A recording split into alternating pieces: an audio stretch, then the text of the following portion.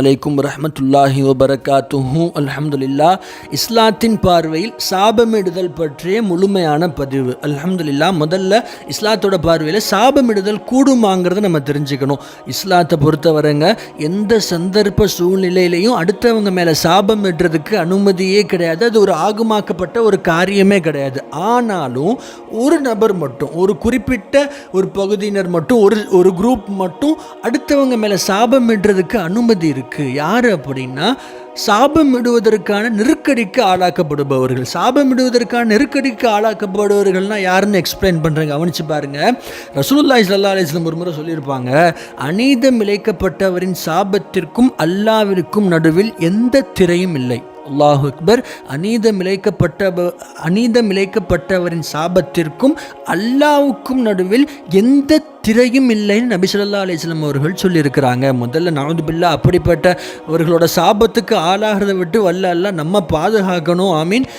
முதல்லங்க இந்த ஹதீஸ்லேருந்து நம்ம தெரிஞ்சுக்கலாம், சாபமிடுதல் ஒரு குறிப்பிட்ட நபர்களுக்கு கூடும், குறிப்பிட்ட ஒரு சிலருக்கு கூடும். அந்த சாபத்தை அல்லாஹ் நிச்சயமாக பழிச்சிடுறான், கபூல் ஆக்கிடுறான், ஏற்றுக்கிறான். சாபம் பழிக்குமான்னு கேட்குறாங்க இல்லையா? கண்டிப்பாக சாபம் பழிச்சிடும். ஆனால் அதே நேரம் இந்த குறிப்பிட்ட நபர்களை தாண்டி, அதாவது சாபமிடும் நெருக்கடிக்கு ஆளாக்கப்படுபவர்களை தாண்டி இன்றைக்கி சிலர் ஒரு விளையாட்டுக்கு சாபம் விடுவாங்க. இன்னும் சிலர் தனக்கு நெருக்கமானவங்களே ஒரு கோபத்தில் சாபம் விட்டுருவாங்க, ஒரு காரணம் இல்லாமல் பிறர் மேலே சாபம் விடுவாங்க. சிலர் பொறாமையில் உருப்படவே கூடாது, நல்லாவே இருக்கக்கூடாதுன்னு சிலர் பொறாமையில் சாபம் விடுவாங்க. இந்த மாதிரியான சாபங்கள் நிச்சயமா பலிக்காது. இப்படி இந்த மாதிரியான சாபங்கள்லாம் பலிக்குங்கிறதுக்கு குர்ஆன்லயோ ஹதீஸ்லயோ எந்த ஒரு ஆதாரமே கிடையாது.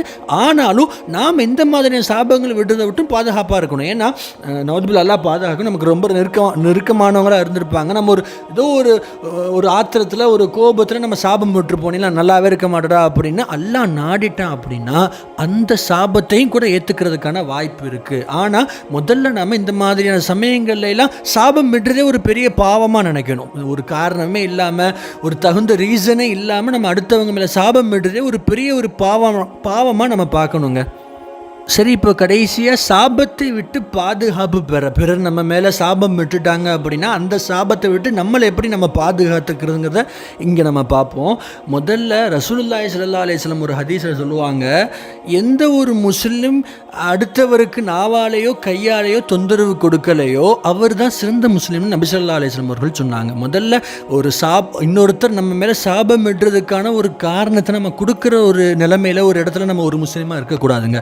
அடுத்தவருக்கு நம்ம அநீதம் செஞ்சிடவே கூடாது. ஏன்னா நம்ம அநீதம் செஞ்சிட்டோம் அப்படின்னா அவர் நம்மளுக்கு சாபம் விட்டுட்டாரு அப்படின்னா நஅூது பில்லாஹ் அந்த சாபம் நமக்கு கண்டிப்பாக பழிச்சிடும். அந்த சாபம் நமக்கு ஒரு பெரிய ஒரு தீங்கை நமக்கு கொண்டு வந்து சேர்த்துரும். சரி, இப்போது நாம் ஒரு அநீதம் இழைக்கப்பட்டிருக்கோம், நாம் சாபம் விடலாமா அப்படின்னு பார்த்தோன்னா முதல் விஷயம் நம்ம தெரிஞ்சுக்கணுங்க. நம்ம ஒரு அநீதம் இழைக்கப்பட்டுட்டோம் அப்படின்னா சாபம் விடுறதையும் தாண்டி அந்த ஒரு அநீதத்து மேலே பொறுமையாக இருந்தோம் அப்படின்னா அல்லாஹ் நமக்கு மிகப்பெரிய கூலியை கொடுப்பான். ஆனால் அந்த சமயத்தில் சாபம் விடுறதுக்குமே ஒரு இஸ்லாத்தை தடுக்கப்பட்ட காரியம் கிடையாதுங்கிறதையும் நம்ம விளங்கிக்கணும். அதே நேரம் சாபமிடுதல் ஒரு விரும்பத்தகுந்த காரியம் அல்ல இஸ்லாத்துலங்கிறதையும் நம்ம தெரிஞ்சுக்கணும். முதல்ல நம்ம ஒருத்தருக்கு அநீதம் செஞ்சுட்டோம், அவர் நம்மளுக்கு ஒரு சாபம் விட்டுட்டாரு அப்படின்னா அந்த சாபத்திலிருந்து நம்ம எப்படி பாதுகாப்பு பெறுறது அப்படின்னா அதுக்கு ஒரே ஒரு வழி மட்டும்தான் இருக்குது. நாம் ஒருத்தருக்கு தப்பு பண்ணிட்டோம், நமக்கே தெரியுது, நாம் அவர் மேலே அவருக்கு ஒரு பாவத்தை புரிஞ்சிட்டோம், நாம் அவருக்கு ஒரு அநியாயம் பண்ணிட்டோம் அப்படின்னு நமக்கு தெரிஞ்சிச்சு, அவர் நம்ம மேலே சாபம் விட்டுட்டாரு அப்படின்னா அந்த சாபத்திலேருந்து நம்ம பாதுகாப்பு பெறதுக்கு ஒரே ஒரு வழி தான் இருக்குது.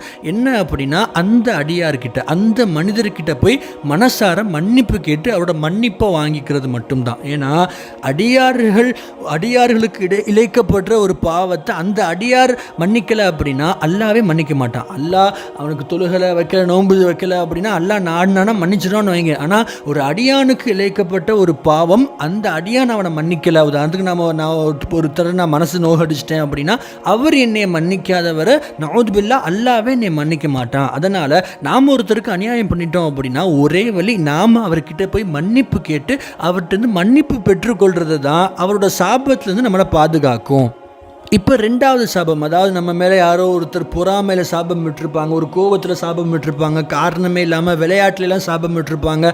இந்த மாதிரியான சாபங்கள் பலிக்கிறதுக்கான வாய்ப்புகள் இருக்குது. அதனால் இந்த மாதிரியான சாபங்களை விட்டு நம்ம பாதுகாப்பு பெறுறதுக்காக வேண்டி என்ன பண்ணணும் அப்படின்னா, இஸ்லாம் நமக்கு காட்டி கொடுக்குற வழி யாசின் ஓதி துவா செய்யலாம். ஏன்னா யாசின் அப்படின்னாலே சூரத்து ஷிஃபா அப்படின்னு அதுக்கு ஒரு பேர் இருக்குது. அதாவது நிவாரணம் அளிக்கும் சூரா அப்படின்னு. அதனால் நம்ம சாபத்தை விட்டு பாதுகாக்கிறதுக்காக வேண்டி நம்ம இந்த மாதிரியான சாபங்கள், அதாவது அநீதம் இழைக்கப்பட்டவரோட சாபம் அல்லாத மற்ற சாபங்கள், இதுதான் 2வது வகை சாபம். இந்த சாபங்களை விட்டு பாதுகாப்பு பெறதுக்காக வேண்டி யாசின் ஓதி நாம் துவா செய்யணும். யா அல்லாஹ், பிறரோட சாபத்திலேருந்து என்னை பாதுகாத்து கொடுறா அல்லாஹ், முழுமையாக எனக்கு பாதுகாப்பு கொடுறா அல்லாஹ் நம்ம துவா செஞ்சோம் அப்படின்னா அல்லாஹ் நமக்கு அந்த சாபங்கள், பிறரோட சாபங்கள்லேருந்து முழுமையாக பாதுகாப்பு கொடுப்பான். சரி, நமக்கு யாசின் தெரியல, யாசின் நம்ம ஓதுற நிலைமையில் இல்லை அப்படின்னா நம்ம அல்ஹம்து சூரா, ஜஸ்ட் சூரா ஃபாத்திஹா இருக்கு இல்லையா, அல்ஹம்து சூராவை ஓதி நம்ம அல்லாஹ் கிட்ட துவா செஞ்சோம் அப்படின்னாலே நிச்சயமாக அல்லாஹு தஆலா நம்மளை மற்றவங்களோட இந்த மாதிரியான அநீதம் இழைக்கப்பட்டவரோட சாபம்னா அதே அந்த ஒரு விஷயம் மட்டும்தான், அந்த சாபம் எல்லாம் மற்ற சாபங்களை விட்டு அல்லாஹு தஆலா நம்மளை பாதுகாப்பான் இன்ஷா அல்லாஹ். வல்ல அல்லாஹ் வாழும் சமயத்தில் நாமும் பிறரை சாபமிடாமல் பிறரின் சாபத்திற்கும் ஆளாகாமல் பரிபூர்ண முஸ்லிமாக வாழ்ந்து வஃபாத்தாகக்கூடிய பாக்கியத்தை வல்ல அல்லாஹ் நம் அனைவருக்கும் தருவானாக. அஸ்ஸலாமு அலைக்கும் வரஹ்மத்துல்லாஹி வபரகாத்துஹு. நாம் சார்ந்த முஸ்லிம்கள் சம்பந்தப்பட்ட விஷயங்களை தினமும் தெரிந்து கொள்வதற்கு நம்ம சேனலை மறந்துடாமல் சப்ஸ்கிரைப் செஞ்சு வச்சுக்கோங்க. மற்ற முஸ்லிம்களுக்கும் நம்ம சேனலை ஷேர் பண்ணுங்கள். வல்ல அல்லாஹ் நம் அனைவரையும் கபூல் செய்வானாக. ஆமீன்.